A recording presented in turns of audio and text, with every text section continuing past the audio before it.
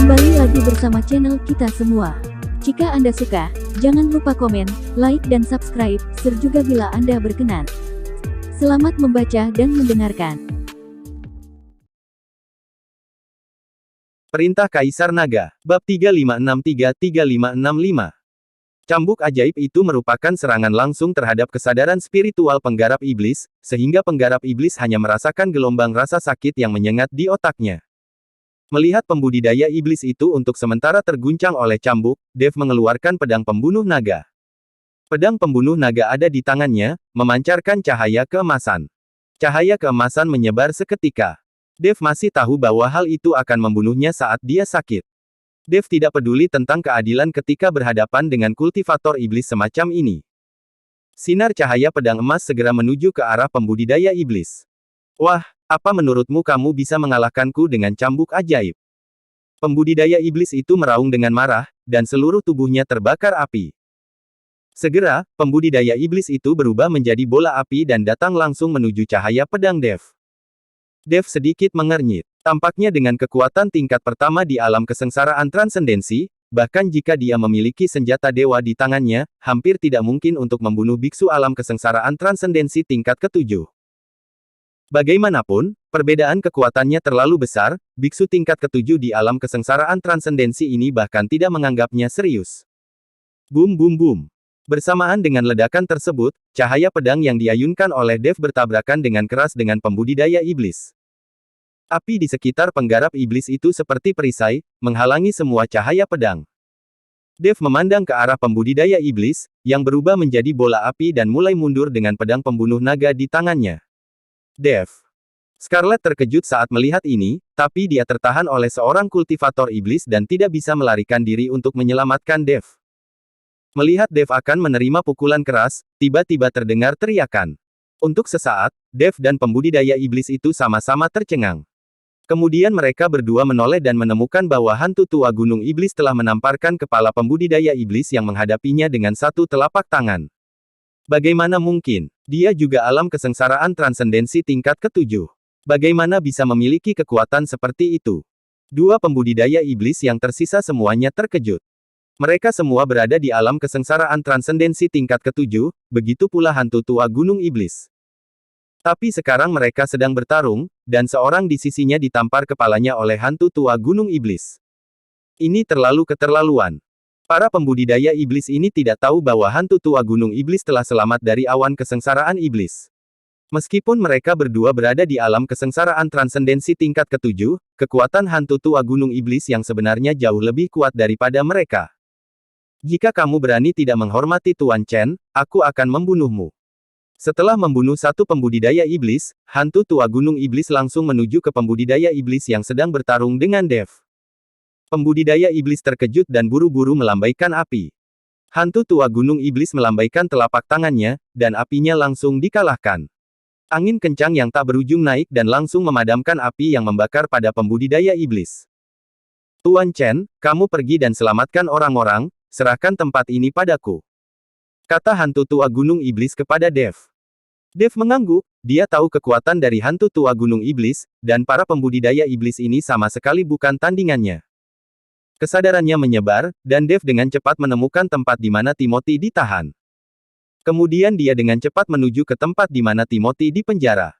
Dua pembudidaya iblis yang tersisa tidak bisa menggunakan tangan mereka untuk menghentikan Dev. Segera, Dev datang ke sebuah rumah batu, membuka larangan terhadap rumah batu tersebut, dan kemudian melepaskan Timothy dan Jason. Tuan Chen. Melihat Dev, wajah Timothy penuh kegembiraan.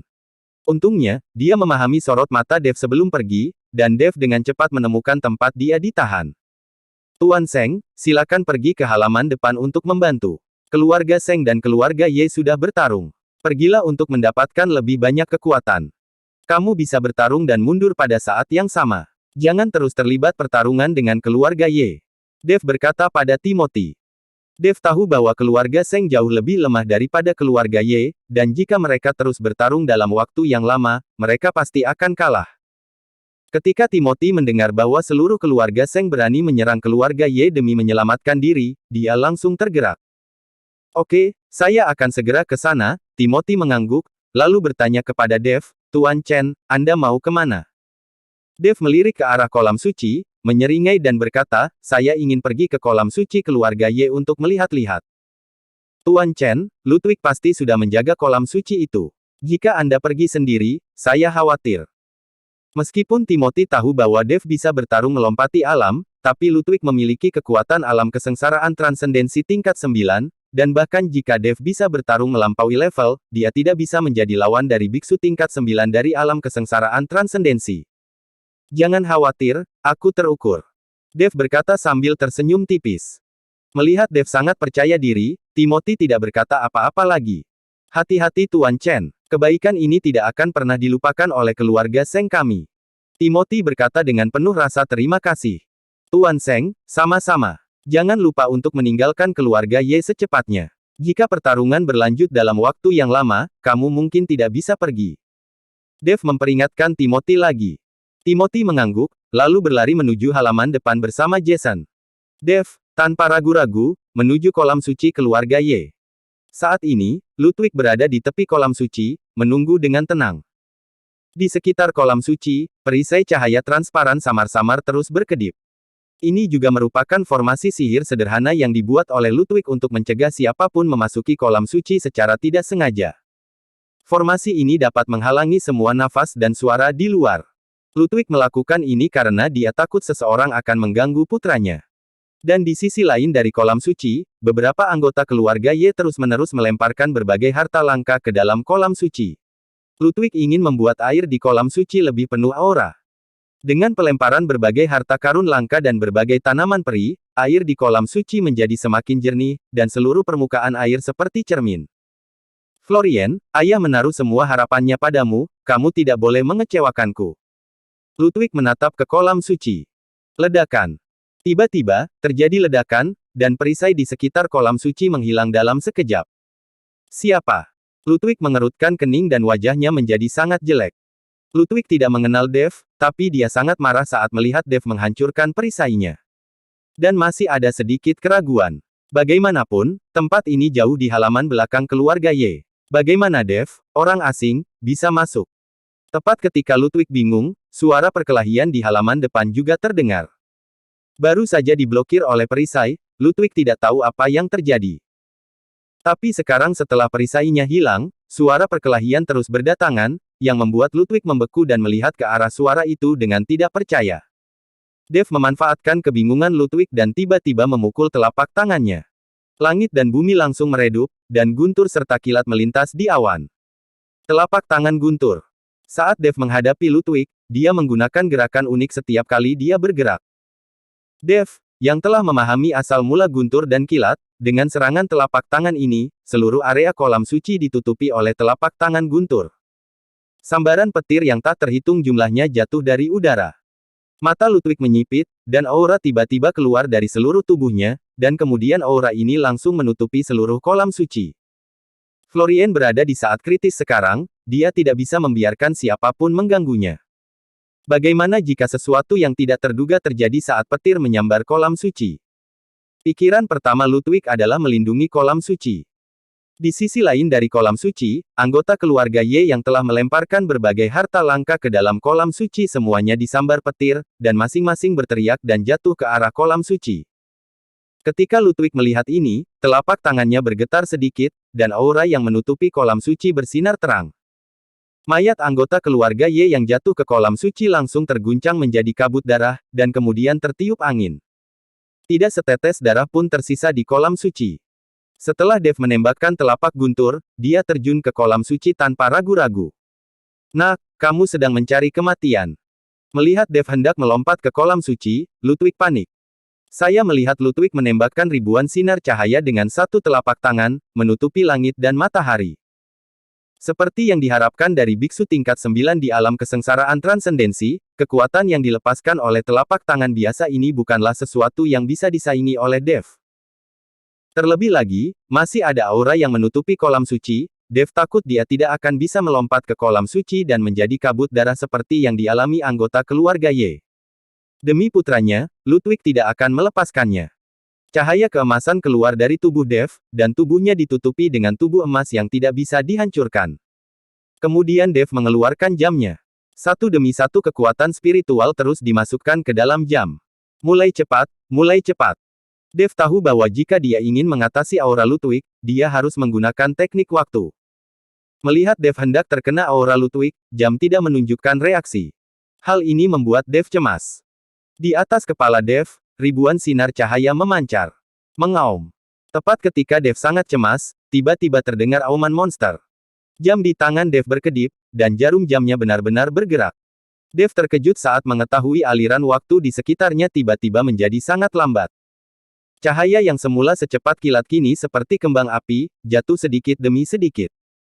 Aura yang ditutupi oleh kolam suci juga berubah menjadi riak di mata Dev, mengalir perlahan. Dev melihat sekeliling, segala sesuatunya tampak hening, dan aliran waktu hampir berhenti. Dev tersenyum, mengetahui bahwa dia telah berhasil. Pada saat ini, mata Ludwig terbuka lebar, seolah-olah dia melihat hantu. Di mata Ludwig, ruang aneh tiba-tiba muncul di sekitar tubuh Dev, dan ribuan sinar cahayanya menjadi sangat lambat saat memasuki ruang aneh ini, seolah-olah telah berhenti. Ludwig bahkan tidak tahu bahwa Dev menggunakan senjata waktu. Karena area yang terkena dampak senjata ajaib waktu tidak besar, hanya beberapa meter dari Dev, laju aliran waktu terpengaruh. Tubuh Dev perlahan jatuh, dan dia dengan mudah melewati aura Ludwig yang menutupi kolam suci. Seluruh tubuhnya jatuh ke dalam kolam suci. Setelah Dev memasuki kolam suci, aliran waktu langsung kembali normal. Dev merasakan aura aneh di kolam suci dan mengangkat sudut mulutnya. Binatang pemakan langit kecil, terima kasih banyak. Dev tahu bahwa jika bukan karena binatang yang menelan langit, dia mungkin tidak bisa mengaktifkan jamnya. Setelah Dev memasuki kolam suci, dia segera berenang. Ketika Ludwig melihat Dev melompat ke kolam suci, dia langsung meraung dengan marah. Sialan, aku akan mencabik-cabikmu. Ludwig mengutuk dan melihat ke kolam suci. Setelah ragu-ragu sejenak, dia melompat juga. Ludwig tahu bahwa semakin banyak orang memasuki kolam suci ini, semakin tidak bermanfaat bagi semua orang. Tapi sekarang dia tidak punya pilihan selain mengejar Dev. Jika putranya diganggu dan garis keturunannya tidak diubah, maka keluarga Ye tidak akan memiliki ahli waris. Pada saat ini, Dev berenang mati-matian ke hilir, berharap menemukan sesuatu dengan kesadaran spiritualnya, tetapi dia menemukan bahwa kesadaran spiritual tidak dapat dipancarkan sama sekali di sini. Terlebih lagi, air di kolam ini sangat dingin sehingga Dev merasa seperti jatuh ke dalam gua es. Tubuhnya seperti membeku. Dev sangat bingung, suasana di dalam kolam sangat dingin, mengapa kolam tidak membeku?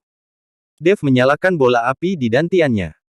Hal ini membuatnya merasa jauh lebih nyaman, walaupun tidak lagi merasakan hawa dingin yang menggigit, namun jernihnya air tidak terlihat terlalu jauh, seolah-olah airnya selalu tampak berkabut. Meski Anda tidak bisa melihatnya, suaranya bisa terdengar jauh di sini. Dev mendengar suara letupan, itu pasti Ludwig yang melompat.